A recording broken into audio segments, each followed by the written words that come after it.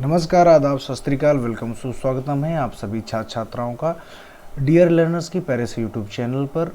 और आज पढ़ेंगे आप मेरे साथ यानी शशांक सर के साथ में सीडीपी की बहुत ही महत्वपूर्ण क्लास। और इस क्लास में हम आपके साथ में डिस्कस करेंगे बाल विकास की आवश्यकताएं यानी स्टेजेस ऑफ डेवलपमेंट।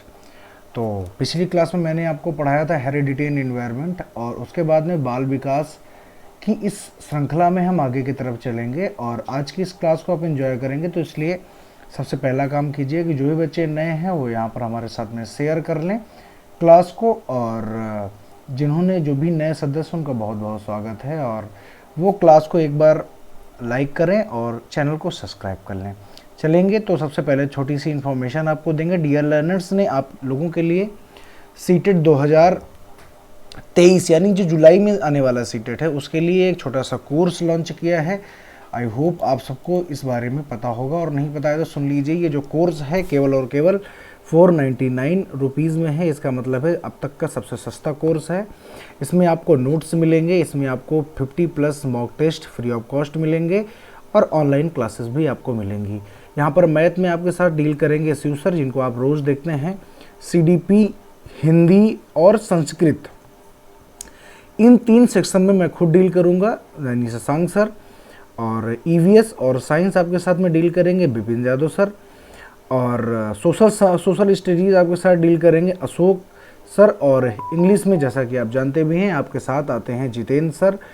इस प्रकार से ये जो टीचरों की टीम है वेरी क्वालिफाइड टीचर हैं, और बहुत ही विश्वसनीय यूट्यूब के टीचरों के द्वारा आपकी पढ़ाई को आगे तक लेके जाया जाएगा। तो इसलिए आप सभी पढ़ के देख चुके हैं, इसलिए सभी के सभी लोग तैयार हो जाइए और हम पढ़ेंगे आज की इस क्लास में। तो ये कोर्स जल्दी जल्दी, ये जो कोर्स है प्रथम 100 जो स्टूडेंट रहेंगे उनके लिए फ़ीस रहेगी। उसके बाद हम इस फीस को इन्हेंस करेंगे, इंक्रीज करेंगे, यानी ये फ़ीस वेरी करेगी, अब बढ़ जाएगी। इसलिए जितनी जल्दी आएँ पहले पाएँ वाला मामला यहाँ पर रहने वाला है। इसलिए सबसे पहले आप इसको ज्वाइन कर लीजिए। चलते हैं। ये है जैसे कि आप देख पा रहे होंगे जो डीएल लर्नर्स के एग्जीक्यूटिव हैं आशीष सर, इनसे आप यहाँ पर कनेक्ट होकर के बातचीत कर सकते हैं, बैच के बारे में जानकारी ले सकते हैं, और यूट्यूब चैनल को लाइक कीजिए, सब्सक्राइब कीजिए। चलिए आज की क्लास में हम आपको बताएंगे कि बाल विकास की अवस्थाएं कितनी होती हैं। तो फिर उसके बाद में हम आगे बढ़ें, संज्ञानात्मक विकास की श्रृंखला में हम आगे बढ़ें। इसके पहले हम ये चाहते हैं कि आप सभी के सभी सारी बेसिक चीज़ों को जान लीजिए। आज की ये क्लास सीटेट, यूपी टेट और सुपर टेट के लिए है, यानी कि हम तीनों लेवल को अच्छी तरीके से डिफाइन करके चलने वाले हैं, ताकि आप किसी भी एग्जाम की तैयारी कर रहे हों, इवन देन आप सुपर टेट की तैयारी कर रहे हो, तो उसके लिए भी मोर देन सफिशिएंट रहेगा। तो बाल विकास की अगर अवस्थाओं की बात करें, अगर स्टेजेस ऑफ डेवलपमेंट, अगर हम स्टेजेस ऑफ चाइल्ड डेवलपमेंट की बात करें, तो बाल विकास की जो अवस्थाएं होती तो वैसे 4 हैं, लेकिन चूंकि बाल्या अवस्था को 2 अवस्थाओं में विभाजित कर दिया गया। पहले तो इसमें काफ़ी कॉन्फ्लिक्ट रहा कि विभाजित किया गया या नहीं किया गया, लेकिन फाइनली इसको विभाजित करके 2 अवस्थाओं में इसको बांट दिया गया। तो हो गया पूर्व बाल्यावस्था और उत्तर बाल्यावस्था।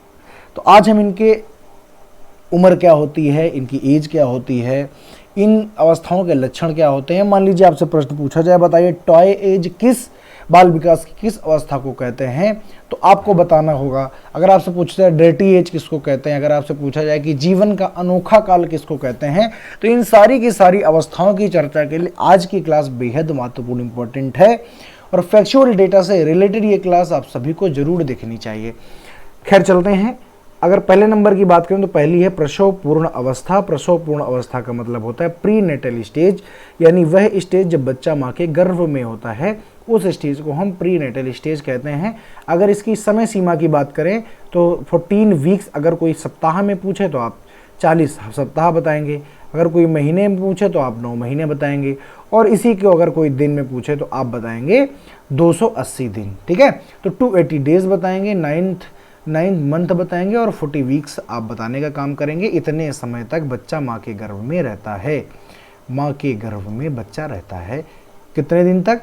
40 हफ्ते कह लो भाई। 40 हफ्ते मान लीजिएगा 7 से भी आगे गुणा, 7 चौको 28, 270 बने, और चूंकि कभी कभी महीना 31 का भी हो जाता है, तो जोड़ घटा के आप कुल मिला के 280 दिन बना सकते हैं। और कभी कभी अगर कभी कभी ये भी आ जाता है कि 9 महीने 10 दिन, तो वो भी ठीक बात होती है। ठीक है, चलिए दूसरी अगर अवस्था की बात करें तो उसको हम कहते हैं शैशवावस्था। शैशवावस्था को कहते हैं इन्फेंसी स्टेज, और इसकी जो समय सीमा होती है वो होती है जन्म से, ये 0 का मतलब होता है, 0 का मतलब होता है बर्थ टू 2 ईयर, यानी जन्म से 2 साल तक ये अवस्था रहती है। ठीक है, आगे अगर हम बात करते हैं, आगे हम बात करें अगर अपनी चाइल्डहुड की, तो देखिए अगर मान लीजिए आपसे ऐसे ही चाइल्डहुड पूछ ले जाए, अब देखो यहाँ पर अलग अलग जो हमारे बाल मनोवैज्ञानिक रहे हैं उनके अलग अलग मत रहे हैं। ठीक है, तो आप किस मत से बता रहे हैं, या तो आप उसको डिसाइड करें, और नहीं तो ये सर्वसम्मति से जो माना गया है आप इसको डिसाइड करें। तो बाल्यावस्था को 2 भागों में बांट दिया गया, पूर्व बाल्यावस्था जिसको कहते हैं प्री चाइल्डहुड, और उत्तर बाल्यावस्था जिसको कहते हैं हम लेटर चाइल्डहुड। प्री चाइल्डहुड, यहाँ पर चूंकि चाइल्डहुड टोटल होता है, अगर हम चाइल्डहुड की बात करें तो ये टोटल होता है 2 से लेकर के 12 वर्ष तक। ठीक है, 2 से लेकर के 12 तक टोटल चाइल्डहुड होता है। तो अगर इसको 2 भागों में बांट दें तो पूर्व बाल्यावस्था और उत्तर बाल्यावस्था हम ऐसे मान लेते हैं। तो पूर्व बाल्यावस्था की अगर हम बात करते हैं तो ये 2 से लेकर के 6 वर्ष तक होता है, और वहीं अगर उत्तर बाल्यावस्था की बात करते हैं तो लेटर चाइल्डहुड की बात करते हैं तो 6 से लेकर ये 12 वर्ष तक होता है। उसके बाद 5वीं जो अवस्था होती है उसको कहते हैं किशोरावस्था, एडोलसेंस, 12 से लेकर के 18 वर्ष तक। कभी कभी 11 से भी 18 लिखा होता है, दोनों बातें बिल्कुल सही होती हैं। अब देखो इसके आगे की बात सर जी आप क्यों नहीं करते हो, क्योंकि हम चाइल्ड डेवलपमेंट पढ़ रहे हैं, और बच्चे को चाइल्ड तब तक माना जाता है जब तक वो एडल्टहुड में ना चला जाए, यानी वो युवा अवस्था में ना चला जाए। तो यहाँ पर 18 साल के बाद में बच्चा युवा अवस्था में आ जाएगा, इसलिए वहाँ से बाल विकास की अवस्था उसको हम नहीं मानेंगे। ठीक है, इसलिए यहाँ पर इतनी ही अवस्थाएं होती हैं। आगे चलते हैं, एक एक अवस्था के बारे में पढ़ेंगे विधिवत और समझेंगे भी हम। अगर हम पहली अवस्था की बात करते हैं तो पहली अवस्था है प्रसव पूर्ण अवस्था, यानी प्री नेटल स्टेज। अब प्री नेटल स्टेज क्या है, तो याद रखिए मैंने कई बार आपको बोला है कि बच्चे का विकास कहाँ से शुरू होता है, तो वुम्ब टू टूम्ब होता है, यानी जब बच्चा माँ के गर्भ में जाता है वहीं से बच्चे का विकास शुरू हो जाता है। अब चूंकि ये जो अवस्थाएं हैं ये बाल विकास की हैं, तो विकास शब्द तो जुड़ा हुआ है ना, तो विकास शब्द जुड़ा हुआ है, इसका मतलब ये है कि ये विकास की ही अवस्थाएं हैं। बस एक नाम दे दिया गया कि हम बालक के संदर्भ में पढ़ रहे हैं, इसलिए इसको बाल विकास हम कहेंगे। तो यह अवस्था माँ के गर्भधारण यानी कॉन्सेप्शन से शुरू हो जाती है। इस अवस्था का समय चाहे आप 9 महीने कहें, चाहे आप 40 हफ्ते कहें, और चाहे आप 280 दिन कहें, तीनों प्रकार से परीक्षाओं में अलग अलग प्रकार से पूछा जा चुका है। कहीं कहीं 9 महीने पूछा गया, कहीं कहीं आपको 9 महीने 10 दिन भी लिखा मिलेगा, 9 मंथ एंड 10 डेज। तो आप ये भी याद रखेंगे कि ये भी बुरा नहीं है, गलत नहीं होता है। और आप कहें सर जी दोनों आ गए तब, तो पहली बात तो ऐसा होता नहीं, और दोनों आ जाएं तो अब 9 महीने 10 दिन को सही कर दीजिएगा। ठीक है, 40 हफ्ते कहेंगे और 280 दिन कहते हैं। इस अवस्था में भ्रूण जायगोट विकसित होकर के बच्चे का आकार ले लेता है, यानी जब माँ ने गर्भ धारण किया तो एक जायगोट के रूप में, यानी युग्मनज के रूप में, भ्रूण के रूप में बच्चा माँ के गर्भ में जाता है, और धीरे धीरे समय के साथ वो विकसित होकर के 9 महीने या 40 हफ्ते या 280 दिन में पूरे बच्चे का आकार ले लेता है। तो इस अवस्था में क्या होता है कि बच्चा भ्रूण से यानी जायगोट से पूरा चाइल्ड बनता है, बच्चा बनता है। ठीक है, तो ये अवस्था छोटी सी है, सिर्फ इसका समय ज़्यादा पूछा जाता है, इसलिए इसको शामिल करना बहुत जरूरी, जिससे आप ये समझ पाएँ कि जो विकास होता है वो वूम्ब टू टूम्ब चलता है, यानी माँ के गर्भ से कब्र तक जाता है। ये बात आप समझ पाएँ, इस बात को समझाने के लिए, वेरीफाई करने के लिए इतनी बात यहाँ पर लिखनी पड़ती है।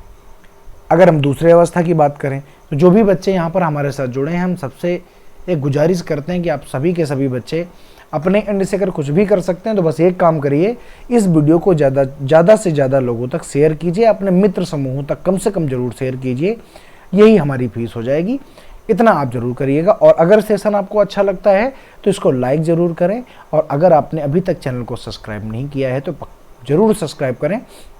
चलिए हम दूसरी अवस्था पर चलेंगे जिसको कहते हैं शैशवावस्था। शैशवावस्था कहें चाहे इसी को हम कहते हैं इन्फेंसी स्टेज, मतलब बच्चा इन्फेंट हो गया। इन्फेंट माने बच्चा इस संसार में आ चुका है, बच्चे ने इस संसार में प्रवेश ले लिया है। अब बच्चा जो है वो विकास की घड़ी पर आएगा, उसका शारीरिक विकास होगा, उसका मानसिक विकास होगा, उसका चारित्रिक विकास होगा, नैतिक विकास होगा, यानी विकास की विभिन्न विभिन्न परिस्थितियों से वो गुजरेगा। अब उन्हीं अवस्थाओं को मुझे पढ़ना है। तो अगर हम बात करते हैं शैशवावस्था, तो ये जन्म से लेकर के 2 वर्ष तक, जो 0 to 2 ईयर लिखा होता है उसको कहते हैं जन्म से लेकर के 2 वर्ष तक होता है। इस अवस्था में बच्चे का शारीरिक विकास सबसे तेज हो जाता है। याद रखिएगा, जैसे ही बच्चा बाहर आता है, माँ के गर्भ से बाहर आता है, तो उसका जो शारीरिक विकास होता है उस पर बहुत तेजी आती है और शारीरिक विकास बहुत तेजी से बच्चे का होता है। अब यहाँ पर क्या होता है, चूंकि बच्चा ना तो चल सकता है, तो बच्चा भाई अगर मान लो चलना भी सीखेगा तो वही मान लो 1 साल के बाद सीखेगा। इसका मतलब ये है कि बच्चा पूरी तरह से, हर तरह से, अगर उसको खाना चाहिए तब भी दूसरों पर निर्भर है, अगर उसको मलमूत्र त्याग करना है तब भी वो दूसरों पर निर्भर है, अगर उसको कोई तकलीफ है तभी, यानी कि बच्चा इस समय पूरी तरीके से पर निर्भर होता है, यानी दूसरों पर निर्भर होता है। और दूसरे कौन? भैया माता पिता पर निर्भर होगा, पड़ोसी तो उसकी पोटी और बाथरूम साफ करने आएंगे नहीं। इसका मतलब है कि बच्चा पूरी तरीके से, अब देखो, अब जब आप समझ रहे हो कि जब 0 से लेकर के 2 है, यानी जन्म से 2 वर्ष है, तो कुछ काम तो बच्चा कर नहीं पाएगा, तो कौन करेगा? तो दूसरे ही करेंगे। तो बच्चा पूरी तरीके से दूसरे यानी माता पिता पर निर्भर होता है। तो ये 2 बातें हो गई। सबसे पहली बात क्या आपसे पूछ लिया जाता है कि बताइए शारीरिक विकास सबसे तेज किस अवस्था में होता है, तो आप कहोगे शैशवावस्था, इन्फेंसी स्टेज में होता है। आगे बात कर लेते हैं। दूसरे नंबर की अगर हम बात करें तो लिखा हुआ है बच्चे का व्यवहार मूल प्रवृत्तियों पर जैसे। अच्छा, मूल प्रवृत्तियां क्या होती हैं? देखिए, मूल प्रवृत्तियां होती हैं जब बच्चा पैदा होता है, उसकी मूल प्रवृत्ति, हमारी मूल प्रवृत्ति क्या है? मान लीजिए कि जानवर है, आपके घर में अगर कोई जानवर है, कोई पेट है, तो उसकी मूल प्रवृत्ति क्या होती है? खाना उसको चाहिए, नहीं दोगे भौंकेगा, जो भी करेगा कुछ ना कुछ प्रतिक्रिया जरूर करेगा। उसको खाना चाहिए, उसको मलमूत्र त्याग चाहिए, उसको सोना चाहिए। कुछ ऐसी आवश्यकताएं होती हैं जो बच्चे की मूल प्रवृत्ति हैं, जो पशु की प्रवृत्ति होती हैं। क्योंकि हम भी एक सोशल एनिमल तो है ना, एनिमल शब्द जुड़ा हुआ है, वो अलग बात, हम सोशल हो गए हैं, लेकिन है तो एनिमल, यानी मूल प्रवृत्तियां तो होती ही होती हैं। बच्चे का व्यवहार मूल, जैसे भूख लगने पर वो रोता है, अब वो चाहे अंबानी के यहाँ तो मीटिंग में हो और चाहे तुम किसी गली में रहते हो, लेकिन बच्चे को अगर भूख लगी, वो ये नहीं देखेगा कौन सा स्थान है, कहाँ रोना चाहिए नहीं रोना चाहिए, वो रोना शुरू कर देगा जब उसको भूख लगेगी। भूख लगने पर रोता है, जो भी वस्तु उसके पास पड़ी होती वह उसे मुंह में डाल लेता है। अब क्या चीज़ है क्या नहीं चीज़ है उससे कोई लेना देना, मुंह में डालने वाली चीज़ है या नहीं है ये आप समझिए, उसको नहीं समझना है। मतलब मूल प्रवृत्ति पर, जैसे पशु होता है, हर चीज़ में उसको खाना है, हर चीज़ में उसको मुंह मारना है नहीं है उसको नहीं पता है।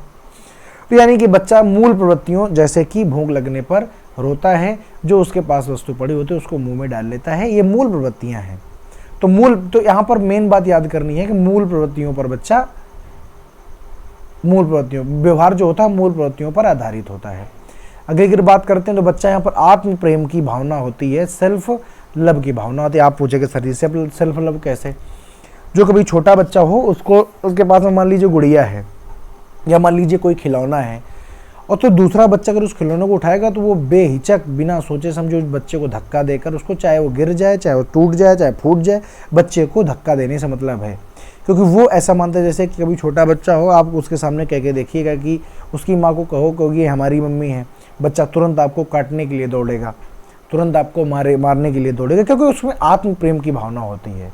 वो सोचता है कि जो भी संसार में है वो सब उसका है, उस पर अधिकार है, आत्म प्रेम है। केवल खुद के बारे में सोचता है, दूसरे के बारे में नहीं सोचता है।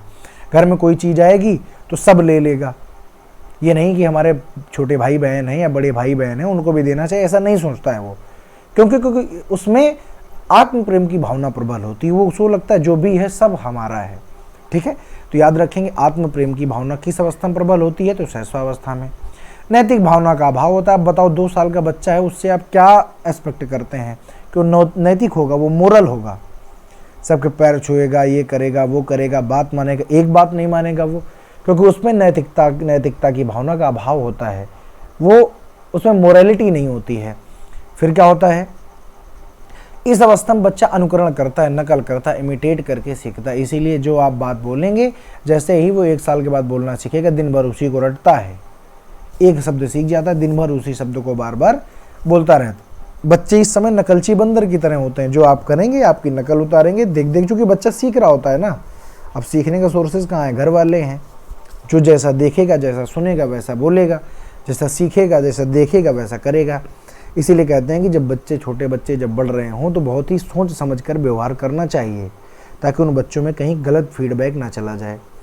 आगे क्या है, इस अवस्था में जिज्ञासा यानी क्यूरियोसिटी बहुत ज़्यादा होती है। बच्चा बात बात पर सवाल पूछेगा, क्योंकि बच्चा संसार में आया है और संसार के बारे में धीरे धीरे अपनी समझ बना रहा है, तो उसको हर चीज़ जाननी होती है कि ये क्या होता है, ये कैसे होता है, ये क्यों होता है।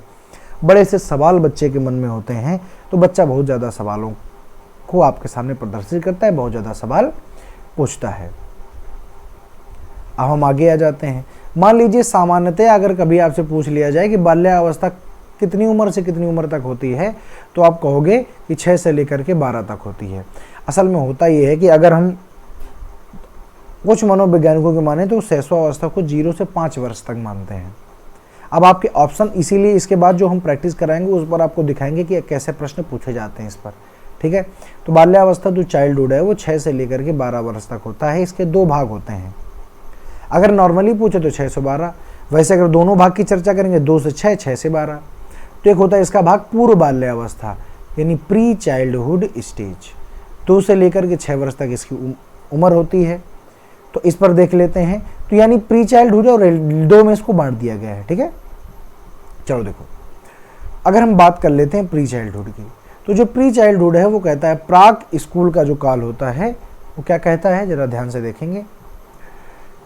वो कि ये प्राक स्कूल, देखो 2 से लेकर के 6 वर्ष तक। आज अगर हम प्राइमरी में भर्ती होने की अगर हम बात करें कि बच्चा कितनी उम्र में स्कूल जा, अब जैसे नई एजुकेशन पॉलिसी है तो उसमें तो नियम बदल गए हैं, लेकिन अभी तक ये था कि बच्चे की जो एडमिशन किया जाएगा वो 6 साल में किया जाएगा।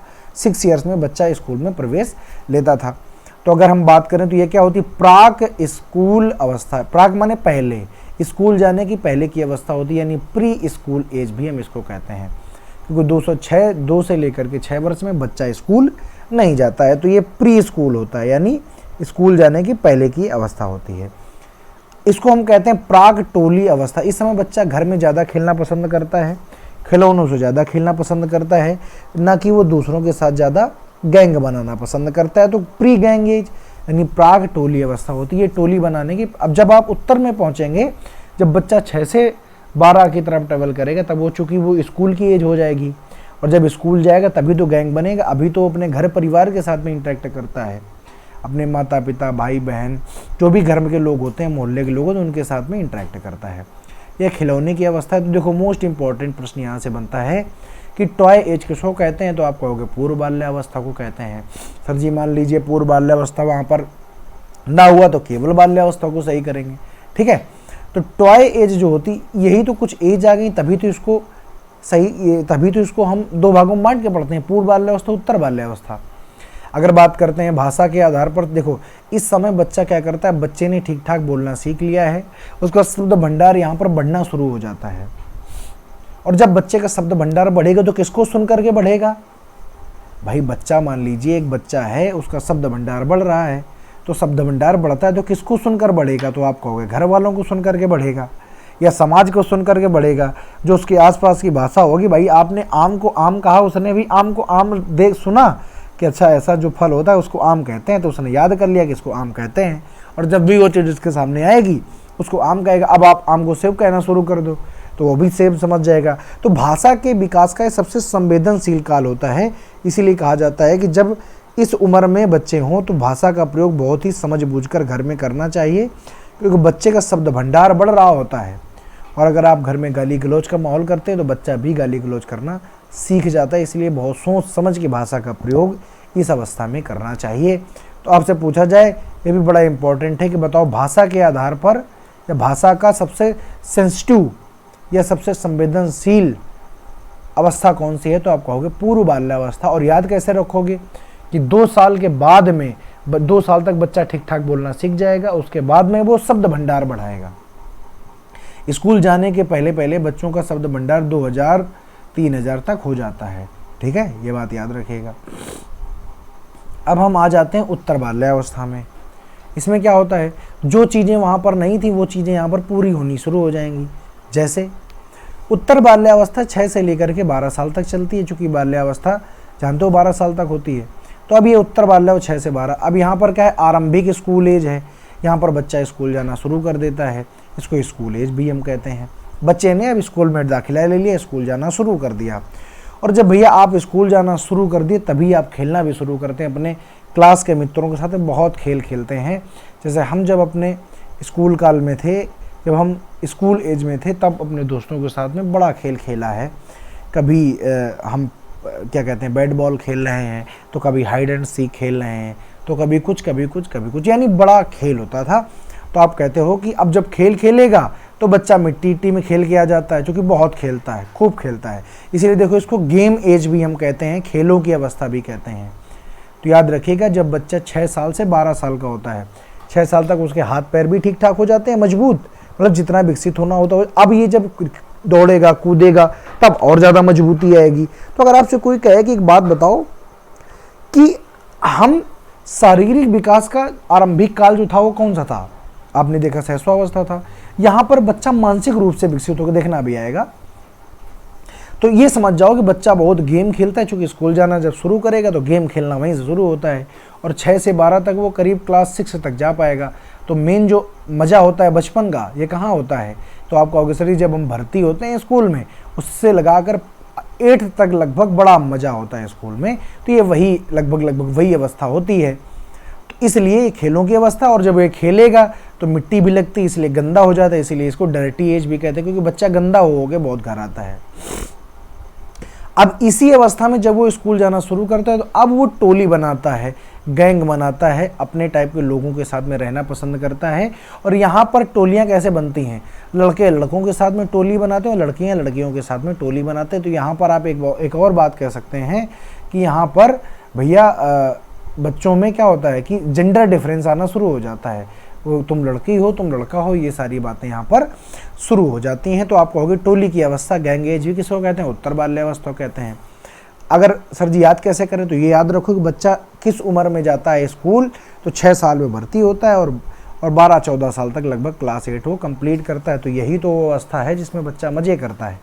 ठीक है, अब बात आती है जीवन का अनोखा काल क्यों, क्योंकि कोई टेंशन नहीं, कल का क्या होगा, कल क्या होना है, कोई दिक्कत नहीं, कोई टेंशन नहीं, खेले जाओ, मौज लिए जाओ। कौन अपना बचपन वापस नहीं चाहता है।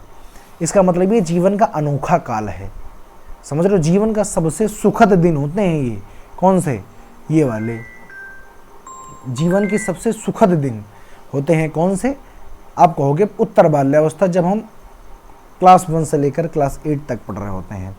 और यहाँ पर एक अवस्था आती छद्म परिपक्वता, यानी सीडो मैच्योरिटी की अवस्था हम इसे कहते हैं। सीडो मैच्योरिटी का मतलब होता है बच्चा फालतू में अपने आप को बड़ा ज्ञानी समझता है, उसको क्या करता है, ज्ञानी समझता है, और दूसरों के सामने अपने को अपने विचार रखना, प्रस्तुत करना चाहता है।